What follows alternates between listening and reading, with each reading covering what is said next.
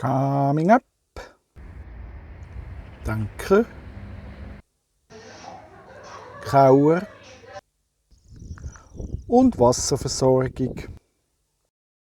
Hallo Welt, wir sind Bettina und Rolf, ein Paar aus der Schweiz, und wir sind auf einem grossen Roadtrip durch Europa. Wir sind unterwegs mit unserem VW-Bus T3, der den Namen Catwiesel trägt.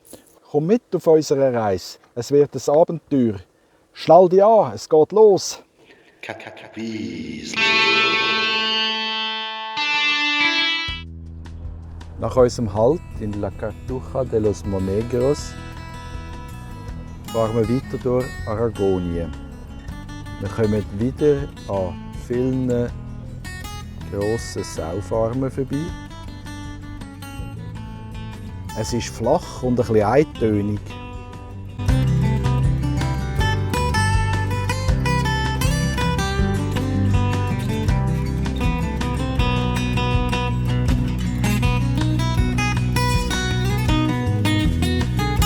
Wir fahren auf Saragossa zu, die Hauptstadt von Aragonien. Zuerst gibt es aber noch Leben im Bus, Teil 18. Wir machen das Bett parat. Ja, ich trage die schweren Lasten. Aber jetzt nach Saragossa. Die Hauptstadt der spanischen Region Aragonien ist sehr fußgängerfreundlich und auch velofreundlich. Sie ist sehr grosszügig angelegt, hat moderne Architektur und kombiniert das mit den alten Gebäuden.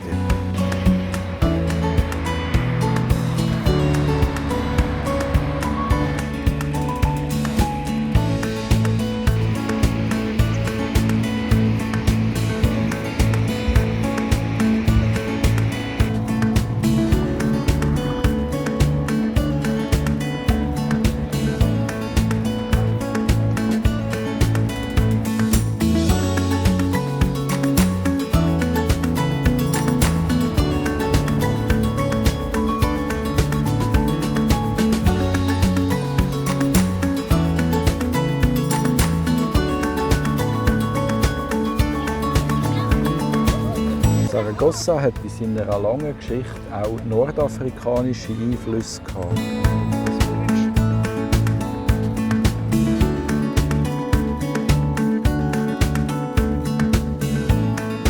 2008 hat in Saragossa eine Weltausstellung stattgefunden.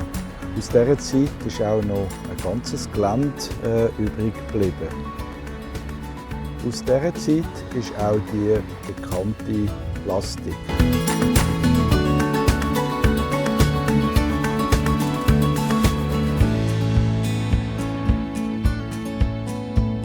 Leben im Bus, Teil 19. Mrs. Catwiesel zum Thema Solaranlage im Bus. Die Batterie ist immer noch grün. Es kann auch beim Regen aufladen, wenn es genug hell regnet. Es geht weiter auf unserer Reise.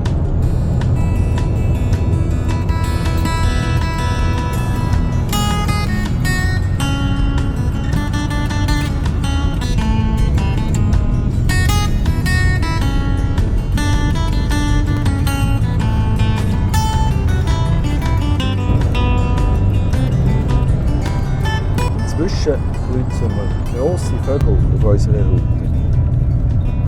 Stör.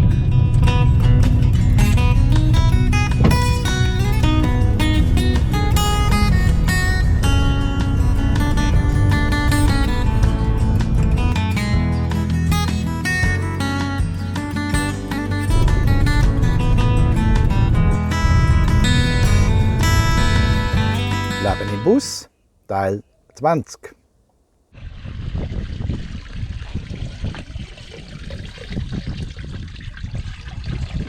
Wasserablauf. In La Llana sind wir auf wahrscheinlich einem der schönsten Stellplätze in Spanien.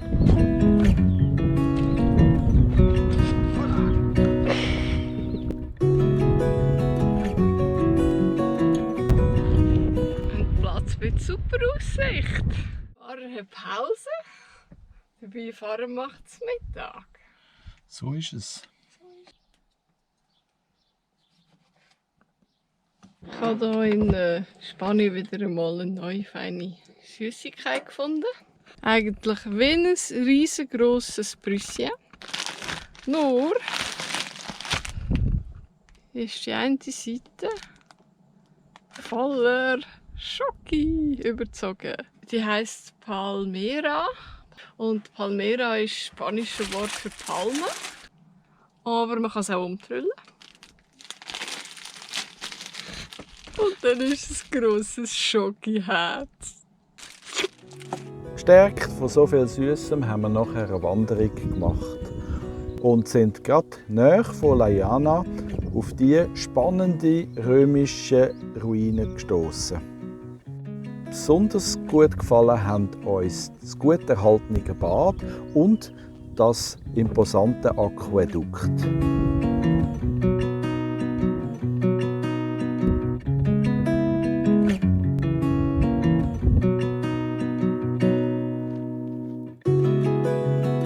Keine 100 Leute wohnen in Llano.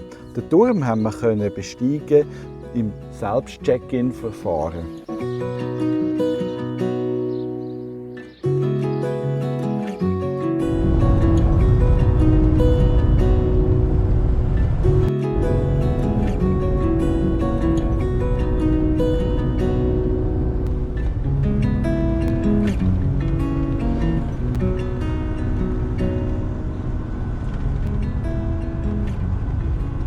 Willst du noch etwas erzählen?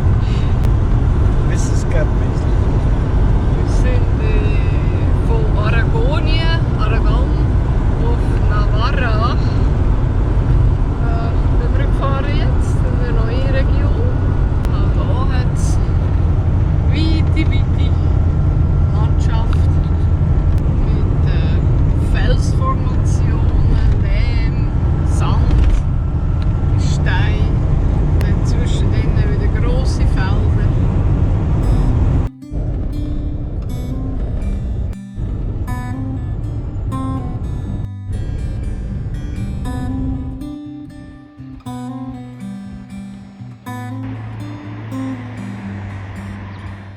Wir sind jetzt hier fast irgendwie durch den Nebel gefahren. Hier hinten sieht man es noch. Aber immerhin wird es jetzt wieder sonniger. Und darum auch unsere Gemüse.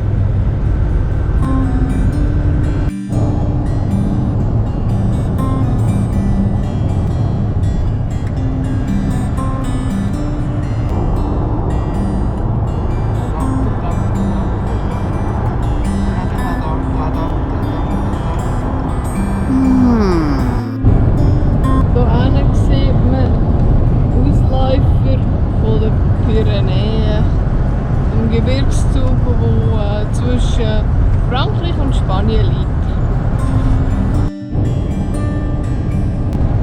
Rioja! Noch mehr Rioja! Bevor es weingeht, müssen die Trauben noch wachsen. Auch Rindviecher hat es hier und natürlich die berühmt-berüchtigten Stierkämpfe. In Haro sind ganz bekannte Rioja-Produzenten daheim.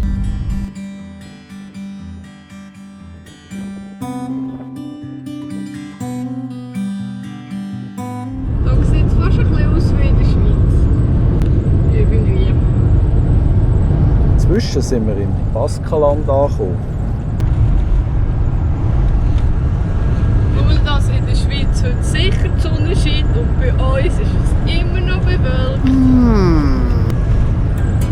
Du hast einen Stausee. Die Pflänzchen sind auch schon ganz gross. Eben wie in der Schweiz, da vorne hat es noch Schneeberge. Ein Flüssli. Und lahme Lastwagen. Traktoren.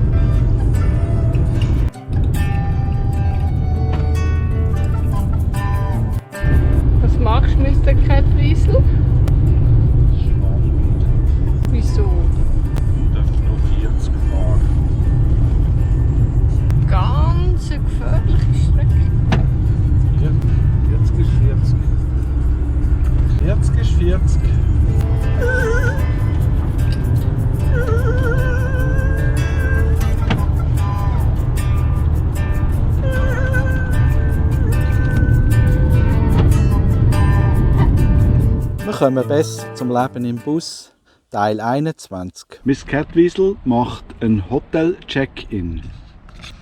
So eine verflixte App, die man laden und irgendwie funktioniert es nicht. Das ist der verflixte Pre-Check-In.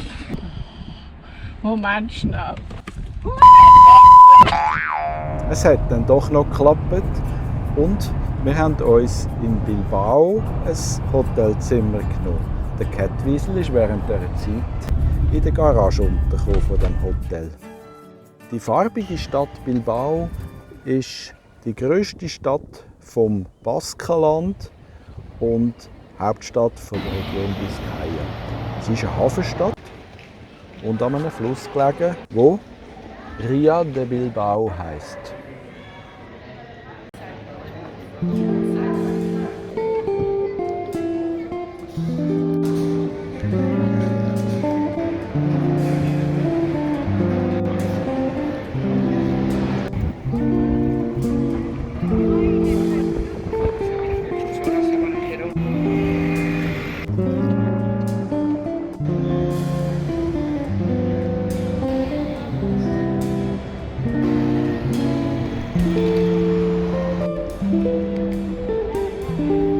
Wie ist das Wetter in Spanien? Super, wir laufen im T-Shirt oben. Sehr spannend.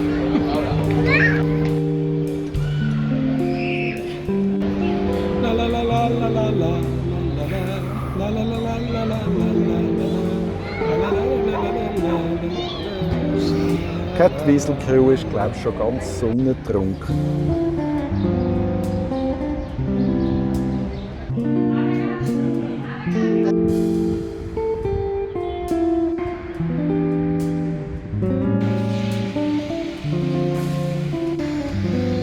Wir haben das interessante Museum Guggenheim besucht.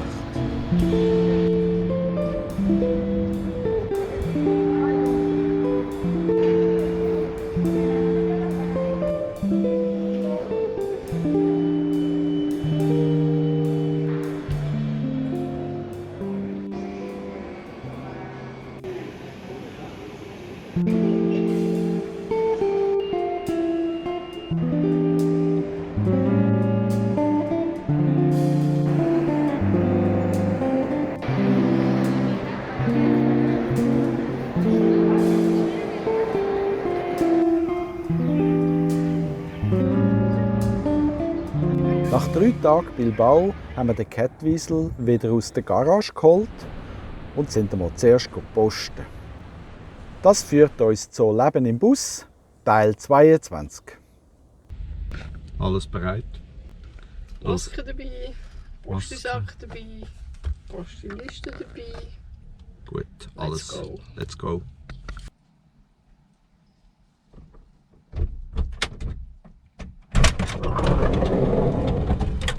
Tadam! Grosse Kauf. Grosse Kauf. Uff.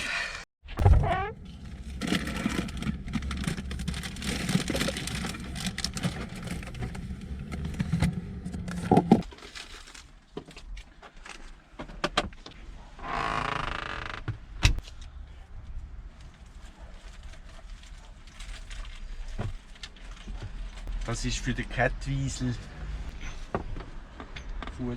Das ist für Mrs. und Mr. Kettwiesel.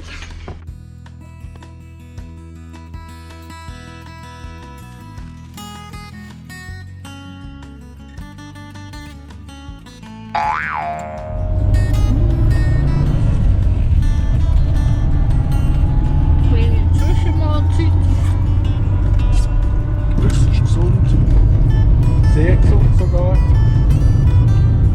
Wir sind Richtung Atlantik gefahren und das schöne Wetter haben wir aber dann in Bilbao gelassen.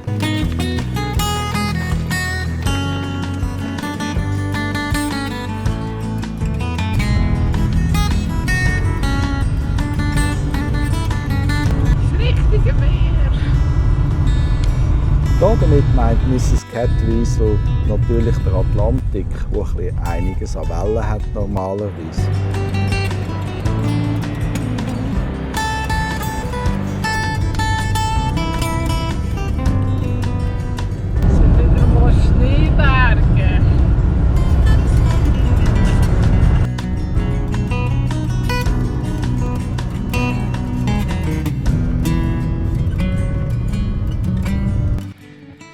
gibt es ein traditionelles Schweizer Menü, wo wir sonst eigentlich ja, nur im Winter essen. Aber es ist eigentlich fast ein bisschen Winter, es hat ja auch geschneit. Und zwar gibt es Fondue. Tigli ist der Käse geschmolzen. Und immer schön 8 rühren. So, wie hat es ausgesehen? Zum Wohl Ja. auf den Winter. Sehr zum Wohl.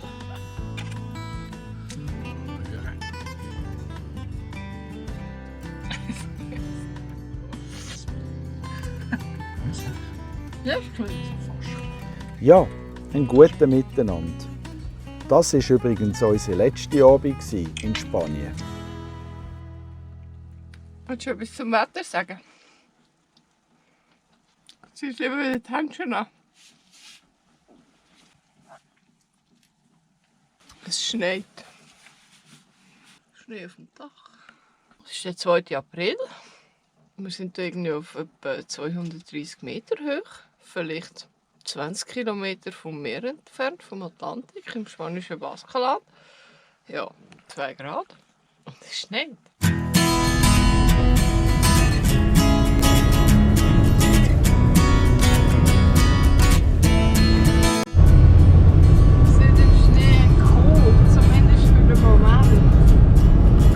Und der Mr. Catwiesel ist immer noch in voller Montur mit Händchen und dicken Jacken und allem.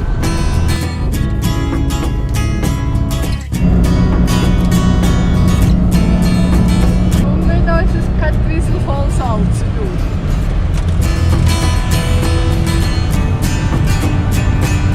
Schnell in die Tunnelflucht.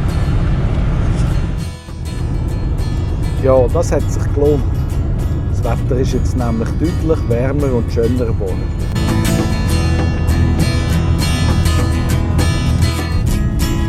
Schneller als erwartet sind wir an die Grenze gekommen zu Frankreich.